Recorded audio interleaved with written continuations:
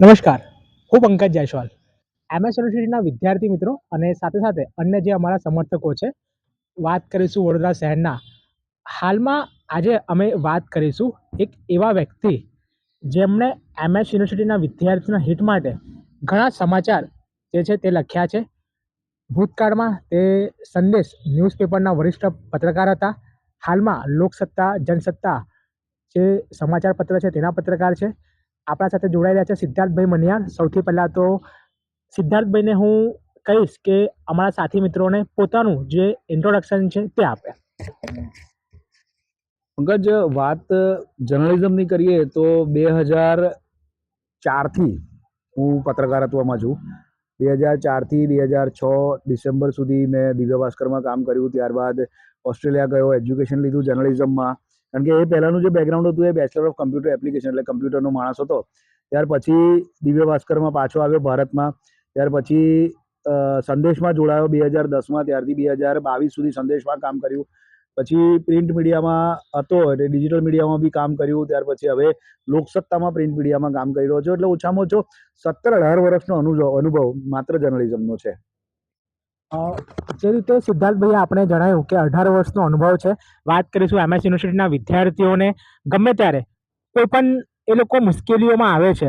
વાત રહી એડમિશનની પ્રક્રિયાની હોય, ફીસની હોય કે પરિણામોની હોય, તો દરેક જે સમાચાર પત્રોના જે પત્રકાર હોય છે એ સમાચાર લખતા હોય છે. પરંતુ સિદ્ધાર્થભાઈ વિદ્યાર્થીઓના વારે આવતા હોય છે. યુનિવર્સિટી સત્તાધીશો સમક્ષ જે રીતે વિદ્યાર્થીઓનો સાથ આપતા હોય છે તે પણ ખૂબ જ અમૂલ્ય હોય છે. તમને લોકોને ખબર ના હોય પરંતુ રોજે તમે છાપામાં વાંચતા હશો કે યુનિવર્સિટીમાં આ આંદોલન થયું, યુનિવર્સિટીમાં આ પ્રોટેસ્ટ થયું, પરંતુ એ આંદોલનને અને એ સમાચારને ઉજાગર કરવાનું કામ સિદ્ધાર્થભાઈ તથા એમના અન્ય સાથીઓ દ્વારા કરવામાં આવે છે. તો આપણને પણ ખૂબ જ ઉપયોગી થાય છે. હાલમાં હું વાત કરીશ મિત્રો, અંધારી રાતની એક વાત આ પુસ્તક છે. અંધારી રાતની એક વાત આ પુસ્તક સિદ્ધાર્થભાઈ મનિયારે પોતે લખી છે. અને એક પ્રાઉડ અને ગર્વની વાત એ છે કે એ પણ આપણા MS યુનિવર્સિટીના વિદ્યાર્થી છે. પુસ્તકમાં વિશેષ શું છે અને યુવાનોને ખાસ આ પુસ્તક કેમ વાંચવી જોઈએ, એકવાર આપણે સિદ્ધાર્થભાઈ જોડે અવશ્ય જાણીશું. પંકજ, પુસ્તક જે લખી હતી એ 2018થી 2020 દરમિયાન લખી હતી. એમાં 17 જુદી જુદી નાની નાની વાર્તાઓનો સમાવેશ કરવામાં આવ્યો છે. બે થોડી મોટી નાની લઘુ નવલકથા જેવી વાર્તાઓ છે. અને તમામમાં યંગસ્ટર્સની વાત કરવામાં આવી છે. તમામ જે વાર્તાઓ છે એમાં કે યંગ જનરેશનની અંદર ખાસ કરીને વાત કરીએ તો લગ્ન થાય પછી છૂટાછેડા સુધી વાત પહોંચતી હોય છે. તો આ જે વાર્તા છે એમાં એક વાર્તા એવી છે જેનું નામ છે લગ્નનું 4 વર્ષનું સરવૈયું. બેઝિક વાત એવી છે કે લગ્નના 4 વર્ષે પતિ પત્ની કોર્ટમાં ગયા હતા છૂટાછેડા લેવા માટે. અને જજે ખાલી એક જ પ્રશ્ન પૂછ્યો કે હું છૂટાછેડા આપવા તૈયાર છું, પરંતુ મને તમારા લગ્નના 4 વર્ષનું સરવૈયું આપો. અને એ લગ્નનું 4 વર્ષનું સરવૈયું તૈયાર કરતા કરતા એ જે પતિ પત્ની હતા એમને છેલ્લે એવું નક્કી કર્યું કે આપણે છૂટાછેડા નથી લેવાના. એટલે આ પોઝિટિવિટીની વાત છે. આવી જ એક વાત છે, એક નાની દીકરી અને એના પિતાની વાત છે. બે મિત્રોની વાત છે જે યંગ જનરેશન જ કહેવાય એને પણ. પછી એક ફોટોગ્રાફર જે યંગ ફોટોગ્રાફર છે એની વાત છે. આ રીતે જ બધી અલગ અલગ વાર્તાઓ ભેગી કરી છે આમાં. અને એનો એક આ સંગ્રહ ભેગો કર્યો છે કે 17 વાર્તાઓ છે. અને જે યંગ જનરેશનને ક્યાંક ને ક્યાંક પ્રેરિત કરે છે કે મારા જીવનમાં જો આવો પ્રસંગ આવે તો મારે એનો રસ્તો કેવી રીતે કાઢવો. કારણ કે દરેક મુશ્કેલી આવે છે તો મુશ્કેલીનો રસ્તો હોય છે. પરંતુ જે અત્યારની જનરેશન છે ને એ ક્વિક જનરેશન છે અને એકદમ ફટાફટ ડિસિઝન લે છે, એમાં વિચારતા નથી. અને એ નહીં વિચારવામાં એમને જે રસ્તો સારો હોય છે, જે રસ્તે જવાનું હોય છે ને એના કરતાં કદાચ બીજા રસ્તે જતા રહેતા હોય છે. એટલે આવી વાર્તાઓના વાંચનથી કદાચ એમને પોતાના જીવનની મુશ્કેલીમાં રસ્તો મળી શકે છે. એ માટે આ વાંચન જરૂરી છે.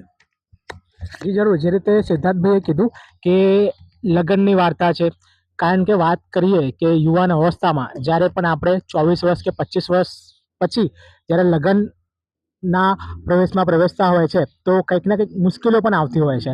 તો જે રીતે એમને વાર્તા લખી છે અને વાત કહી છે કે યુવાનો ખાસ કરીને વીક હોય છે, એટલે કે કમજોર હોય છે. આજના યુવાનો ડિપ્રેશનમાં વહેલા આવી જાય છે કે પછી જે પણ એ લોકો પ્રયત્ન કરતા હોય તો વહેલું સફળ ના થાય તો લોકો એક કાર્યને છોડી દેતા હોય છે. આવી ઘટનાઓ સિદ્ધાર્થભાઈ જોડે પણ બની હશે અને બધા જોડે બનતી હોય છે. સિદ્ધાર્થભાઈ, આ પુસ્તકના આધારે જે અમારા સાથી મિત્રો છે, યુવાનો છે, યુનિવર્સિટીમાં અભ્યાસ કરે છે, એમને આપ શું સંદેશ આપવા માંગો છો કે કઈ રીતે એ લોકો પોતાનું ગ્રોથ કરી શકે છે અને એ લોકો સંકટની પરિસ્થિતિમાં શું એવું કરે કે એ લોકો એનાથી બહાર નીકળે અને જે પણ લક્ષ્ય ધાર્યું હોય એના ઉપર એ લોકો વિજય પ્રાપ્ત કરી શકે? પંકજ, જેટલા બી સમર્થકો જોડાય છે તમારી સાથે, અને તમામને હું એક જ કહેવા માંગીશ કે જ્યારે પણ મુશ્કેલી આવે ત્યારે તમામ વસ્તુ ભૂલી અને શાંતિથી બેસી અને વિચાર કરો કે આના કેટલા રસ્તા છે. કારણ કે આપણે વડોદરામાં રહેતા હોય ને માંડવી જવું હોય ને તો માંડવી જવાના 22 રસ્તા છે. તમે કોઈ પણ રસ્તેથી માંડવી જઈ શકો છો. પણ તમે એવું કહો કે મારે આ જ રસ્તે માંડવી જવું છે, આના સિવાય બીજો કોઈ રસ્તો જ નથી અને આ રસ્તો બંધ છે, તમે મારાથી માંડવી નહીં જવાય, એ વસ્તુ ખોટી છે.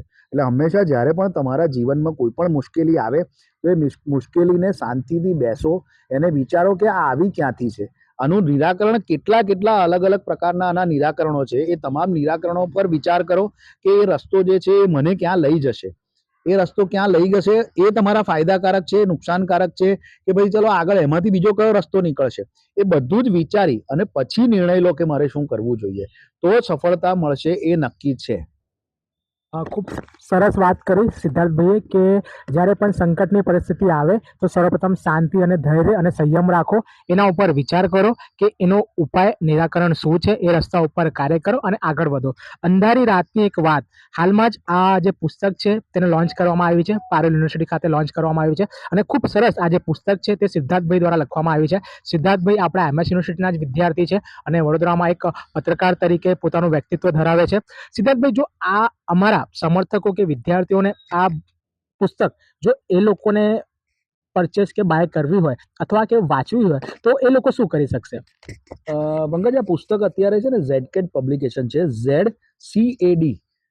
તમે ગુજરાતીમાં ગૂગલમાં ટાઈપ કરશો ZCAD પબ્લિકેશન તો તમને એમની વેબસાઇટ મળશે. વેબસાઇટ પર આ બુક અત્યારે અવેલેબલ છે. આજે એમેઝોન પર ઓલરેડી એ અપલોડ થઈ ગઈ છે પણ એપ્રુવલ નથી આવ્યું. આજ સાંજ સુધી કે કાલ સુધી એપ્રુવલ આવશે એટલે નેક્સ્ટ વીકથી સોમવાર પછી એમેઝોન પર બી અવેલેબલ થશે અને સોમવાર પછી તમારા નજીકના તમામ બુક સ્ટોર્સની અંદર પણ આ અવેલેબલ થઈ જશે. ઓકે, તો એમેઝોન પર જે છે આ અવેલેબલ સેકન્ડ વીક ઓફ ફેબ્રુઆરીમાં થઈ જશે વિદ્યાર્થી મિત્રો. અને જેમ ઝેડકેટ કીધું એ જે વેબસાઇટ છે મેં ડિસ્ક્રિપ્શનમાં મેન્શન પણ કરી દીધી છે, તો તમે ત્યાંથી પણ આ જે બુક છે તે પરચેસ કરી શકો છો, બાય કરી શકો છો. અને દરેકને કહેવા માંગુ છું કે એકવાર અવશ્યથી આ બુક વાંચજો, કારણ કે ખૂબ જ સરસ જે વાર્તાઓ છે અંધારી રાતની એક વાતમાં લખવામાં આવેલી છે. સાથે સાથે એક જ વાત કહીશ, સિદ્ધાર્થભાઈ મણિયાર જે રીતે MS યુનિવર્સિટીના વિદ્યાર્થી હતા અને હાલમાં વડોદરા શહેરમાં એક પત્રકાર છે, તેમનું ઇન્સ્ટાગ્રામ પેજ છે સિદ્ધાર્થ મણિયાર, ફેસબુક પર પણ એ ખૂબ જ એક્ટિવ હોય છે. નાની નાની જે ઘટના હોય છે સમાચાર તરીકે એ પણ લોકોને કહેતા હોય છે, ત્યાં પોસ્ટ કરતા હોય છે. અને તમને કોઈ પણ પ્રકારની મદદ કે એમના સાથ સહકારની જરૂર હોય તો એમનો સંપર્ક જરૂરથી કરજો. નમસ્કાર.